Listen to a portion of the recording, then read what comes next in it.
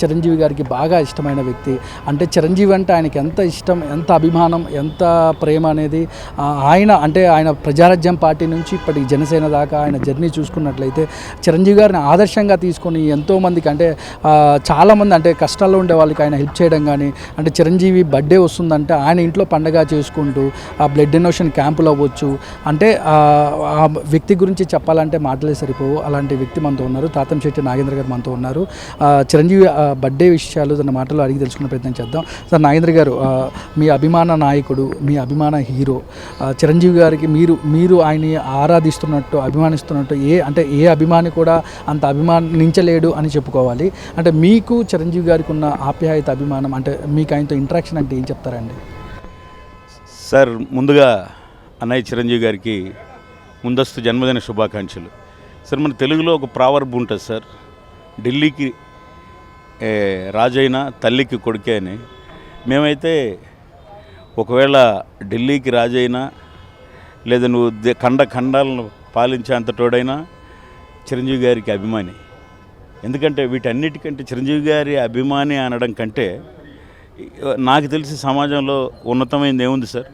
నిజంగా ఆయన్ను చూస్తూ పెరిగాం. ఆయన నడక, ఆయన నడత ఏదో ఒక సామాన్యుడిగా ప్రారంభమైన వ్యక్తి స్వయం కృషి, పట్టుదల, కఠోర శ్రమ ఆయుధాలుగా, మంచితనం, పరోపకారం ఆభరణాలుగా. అంటే మేము స్టార్ట్ అయినప్పుడు ఆయన daring, dashing, dynamic, నటకిషోర్, supreme, Padma Vibhushan, we all are waiting, Bharat Ratna అన్నయ్య 100% ఆయన డిజర్వ్ సార్. భారతరత్న ఖచ్చితంగా చిరంజీవి గారికి రావాలి. ఏం చెప్పాలి సార్ ఆయన గురించి? అంటే ప్రతి ఇంట్లో ఇప్పుడు నన్ను మీరు అడిగారు కాబట్టి చెప్తున్నా. నేను మా mother right now she is no more, but mummy ఎట్ట చెప్పేదంటే అన్నయ్య గారి సినిమా వస్తూ ఉంటే రే మా పెద్దోడి సినిమా వస్తుంది, ఎవరు మాట్లాడొద్దు అనేది. అలాగా అంటే మా కుటుంబంలో కావచ్చు, మా బాడీలో ఈ మొత్తం ప్రతి అణువులో, ప్రతి కణంలో ఆయన జీర్ణించుకుపోయి ఉన్నాడు సార్. బట్ అటువంటి అన్నయ్య గారి పుట్టినరోజు అంటే మనకు క్రిస్మస్, రంజాన్, సంక్రాంతి, దీపావళి అన్నీ కలగలిపి వచ్చిన పండుగ. దట్టు చిరంజీవి గారు అనే ఒక వ్యక్తి ఏ విధంగా అంటే కుల, మత, ప్రాంత, వర్గ, వర్ణ ఎటువంటి వాటన్నిటికీ దూరం సార్ చిరంజీవి గారు అనే. ఆయన సినిమా చూస్తూ, ఆయన సినిమా కోసం టికెట్లకు లేదంటే సినిమా చూసి చొక్కాలు అంటే చించుకొని ఆ అభిమానం అనేది వర్ణించలేం. అదేవిధంగా ఈరోజు ఎక్కడ ఏ పొజిషన్లో ఎవరు ఎలా ఉన్నా కానీ ఆయన ఒక ఇన్స్పిరేషన్ మాకు.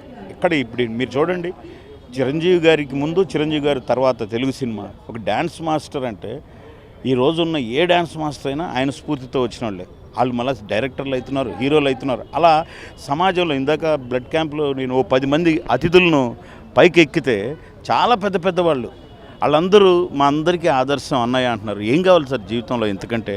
బట్ అందుకే నాకు తెలిసి ఎందుకు కాదు సార్ ఆయన దేవుడు ఇంతమందికి ఇన్స్పిరేషన్గా గుండెల్లో పెట్టుకొని కొలిచే ఆయన. మాకెప్పటికీ ఆయన దేవుడే. ఇప్పుడు ప్రజారాజ్యం నుంచి ఆయనతో ప్రయాణం చేసినాం. ఇప్పుడు ఆ వేదిక మీద నుంచి కూలిపోయిన ఆ శకలాల మీద నుంచి నేను ఉన్నాను, మళ్ళీ నేను లేచి నిలబడిన మనగాడు పవన్ కళ్యాణ్ గారు కూడా చిరంజీవి అన్నయ్య గారికి మొదటి అభిమాని. But always we are with Chiranjeevi అన్నయ్య. హ్యాపీ బర్త్డే అన్నయ్య. నాగేంద్ర గారు, ఫైనల్లీ చిరంజీవి గారిని మీరు చాలా అంటే ఫస్ట్ కలిసినప్పుడు, తర్వాత చాలా టైమ్స్ కలిశారు. చిరంజీవి గారిలో మీరు కలిసినప్పుడు ఆయన మీతో ఏం మాట్లాడారు? మీకు ఎలాంటి ఎనర్జీ, అంటే ఒక పాజిటివ్ వైబ్రేషన్స్, అన్నయ్య నీరు కలిసాను, చాలా ఆనందంగా ఉందని కూడా మీరు చాలాసార్లు సోషల్ మీడియా వేదికగా కూడా పంచుకోవడం జరిగింది. అంటే ఎలాంటి అఫెక్షన్ అండి మీకు చిరంజీవి గారికి, మీరు యాజ్ ఎ అభిమానిగా చిరంజీవి గారిని ఆరాధించే వ్యక్తిగా? సార్, నేను మొదటిసారి నాకు తెలిసి ఒక 6th క్లాస్లోనో 7th క్లాస్లోనో చెన్నై వెళ్ళిపోయి ఏదో బస్సు వెళ్తూ ఉంటే అన్నయ్య ఇంటి దగ్గర ఒక రోజంతా వెయిట్ చేస్తే ఆయన బయటకు వచ్చాడు సార్. బయటకు వచ్చేసి చెయ్యి ఊపాడు. ఈ ప్రపంచానికి అనిపించింది. దాని తర్వాత చాలాసార్లు నంబర్ ఆఫ్ టైమ్స్ కలిశాను నేను. కలిసినప్పుడల్లా మళ్ళీ కొత్తగా మీకు అంటే మళ్ళీ కొత్తగానే ఉంటుంది. ఎప్పుడు చూసినా ఎరా ఎప్పుడొచ్చావు, ఇప్పుడైతే మరి బాగున్నావా, ఎప్పుడొచ్చావు, పిల్లలు ఎలా ఉన్నారని అడిగితే లిటరలీ కన్నీళ్ళు వచ్చేస్తాయి. అంటే అంత ఆప్యాయతగా మాట్లాడతారు. మనకు ఏం వింటున్నామో కూడా తెలియదు, అంత ప్రేమ సార్. బట్ ఆయన ఇంతకుముందు అయితే ఫోటో కోసమో లేకుంటే ఇంకో దానికోసం పరిగెత్తేవాళ్ళని. ఇప్పుడు అలా కాదు సార్.